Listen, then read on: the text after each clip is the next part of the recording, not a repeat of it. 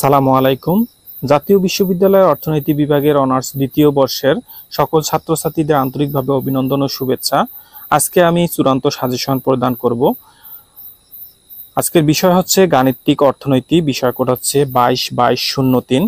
আপনারা যারা পরীক্ষা দিচ্ছেন, ইংরেজি পরীক্ষা হয়ে গেছে, সামনে আরও পরীক্ষা দিচ্ছেন যারা, তাদের জন্য আজকে চূড়ান্ত সাজেশন প্রদান করতেছি। এখান থেকে কিন্তু আপনারা 100% কমন পাবেন। আজকে আমি ব্রিফ কোশ্চেন দিচ্ছি, যেহেতু আমি এর আগে খ বিভাগ এবং গ বিভাগ দিয়ে দিয়েছি চূড়ান্ত সাজেশন, এবং অন্য অন্য সাজেশনগুলোও দিয়েছি, যেমন ইমরান সাজেশন, শর্টকাট যারা সাজেশন দেয়, যেমন ব্যতিক্রম থেকে, লেকচার থেকে, ইমরান সাজেশন থেকে, সেই সাজেশনগুলো কিন্তু আপনাদের দিয়ে দিয়েছি। ওখানে কিন্তু ক বিভাগ ছিল না, সেক্ষেত্রে আমি ক বিভাগ শর্ট সাজেশন, যেটা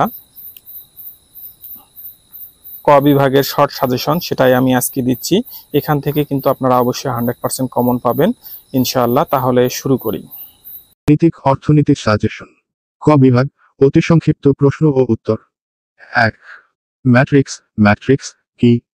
উত্তর: একজোড়া বন্ধনীর মধ্যে সংখ্যারাশি বা পরামিতিসমূহ বা চলকসমূহকে সারি ও কলামে সাজিয়ে আয়তাকারে বা বর্গাকারে বিন্যাস করা হলে তাকে ম্যাট্রিক্স বলে। 2.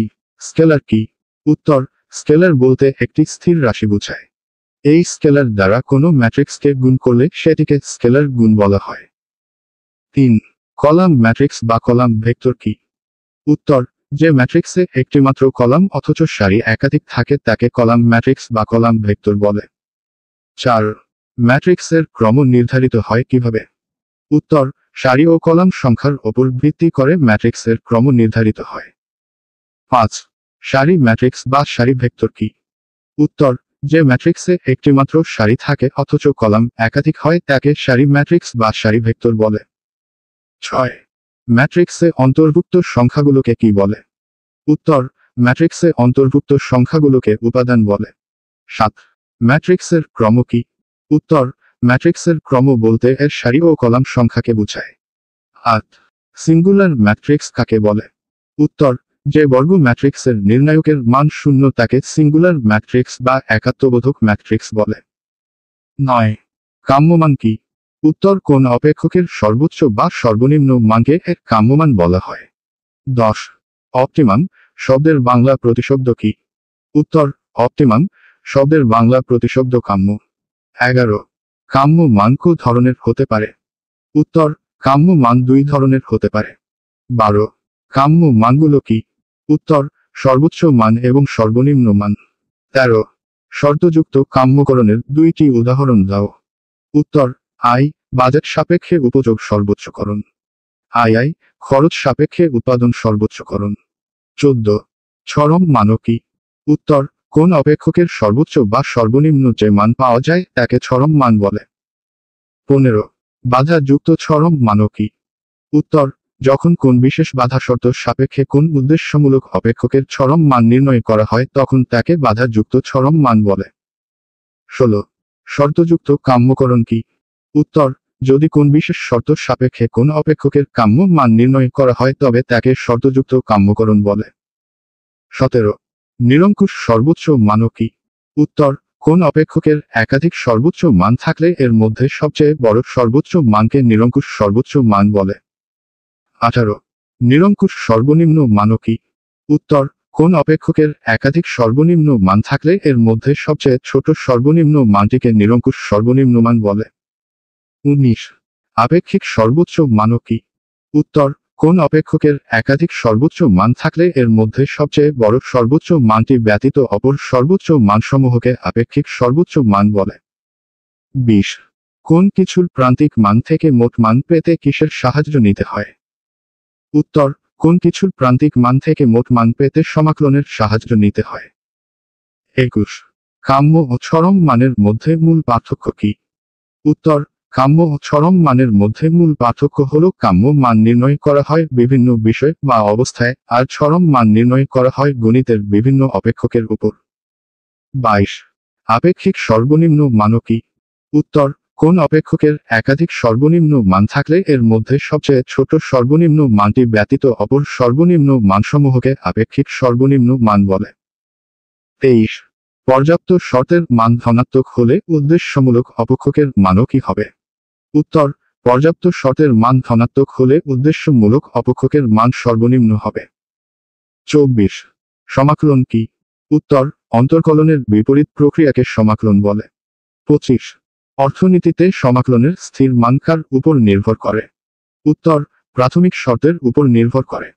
26 নির্দিষ্ট সমাকলন কি, অথবা সমাকলনের আবদ্ধ শর্ত কি?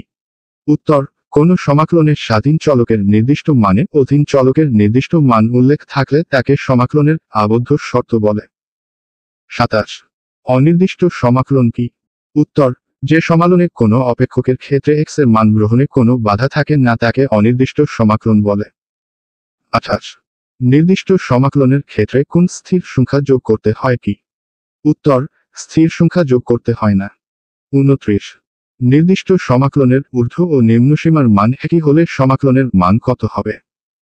উত্তর নির্দিষ্ট সমাকলনের ঊর্ধ্ব ও নিম্ন সীমার মান একই হলে সমাকলনের মান 0 হবে। 30 অন্তরক সমীকরণের দুইটি ব্যবহার লিখো। উত্তর আই বাজারে দ্রব্যের দাম ও পরিমাণ নির্ধারণে সাহায্য করে। আই বাজার ভারসাম্য ব্যাখ্যা করে। 31 অন্তরক সমীকরণ কত প্রকার ও কি কি? উত্তর 2 প্রকার, যথা 1 সাধারণ অন্তরক সমীকরণ ও 2 আংশিক অন্তরক সমীকরণ।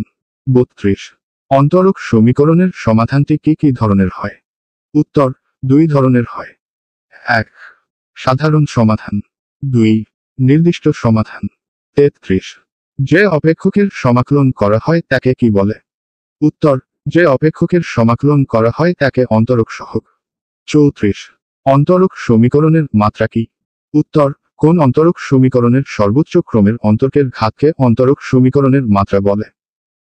35 সমজাতীয় অন্তরক সমীকরণ কি? উত্তর যে অন্তর সমীকরণে স্থির পদ থাকে না তাকে সমজাতীয় অন্তর সমীকরণ বলে। 36 বিচ্ছিন্ন সময় কি? উত্তর কোন চলকের পরিবর্তনের ক্ষেত্রে সময় পরিবর্তনকে পূর্ণ সংখ্যায় বিবেচনা করা হলে তাকে বিচ্ছিন্ন সময় বলে। 37 সমজাতীয় অস্তর সমীকরণ কি? উত্তর অন্তর সমীকরণে যখন একক কোনো স্থির সংখ্যা বিবেচনা করা হয় না তখন তাকে সমজাতীয় অন্তর সমীকরণ বলে। 38 অসমজাতীয় অন্তর সমীকরণ কি?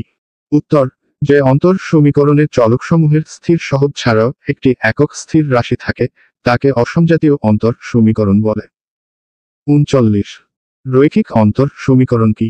উত্তর যে অন্তর সমীকরণের ক্ষেত্রে ক্রম 1 আই এর সমান হয় তাকে রৈখিক অন্তর সমীকরণ বলে। 40 অরৈখিক অস্তর সমীকরণ কি? উত্তর যে অন্তর সমীকরণে ক্রম 1 এর বেশি হয় তাকে অরৈখিক অন্তর সমীকরণ বলে।